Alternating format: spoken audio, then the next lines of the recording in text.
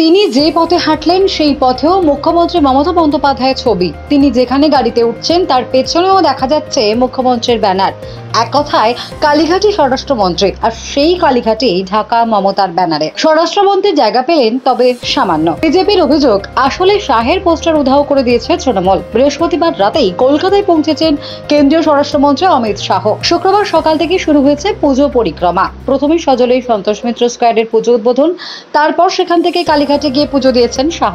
সবশেষে রওনা দেওয়ার কথা রয়েছে ইজেড-সিসির দিকে। সেখানে গিয়ে বিজেপির দুর্গাপুজো উদ্বোধন করবেন তিনি। কিন্তু তার আগেই কালীঘাটে বাঁধল বিতর্ক। শাহের আগমন থেকে গমন গোটাটাই হয়ে উঠল তীব্র রাজনৈতিক। পুজোর আবহে সরগরম বাংলার আবহ।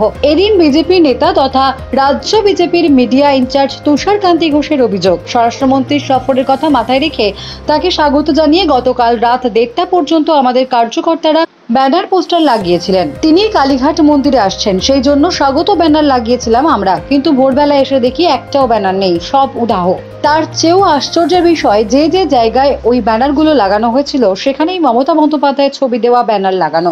উল্লেখ্য, এই ঘটনায় ইতিমধ্যেই কালীঘাট থানায় একটি লিখিত অভিযোগ দায়ের করেছেন ওই বিজেপি নেতা। অবশ্য এই অভিযোগ মানতে নারাজ তৃণমূল শিবির। 83 নম্বর ওয়ার্ডের কাউন্সিলর প্রবীর মুখোপাধ্যায়ের দাবি, আমি উন্মাদ, মাতাল নাকি পাগল?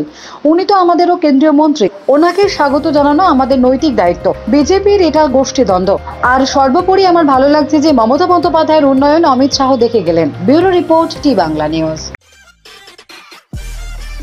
সব খবর সবার আগে পেতে আমাদের চ্যানেলটি সাবস্ক্রাইব করুন এবং পাশে থাকা বেল আইকনটিতে ক্লিক করুন। লাইক ও শেয়ার করুন।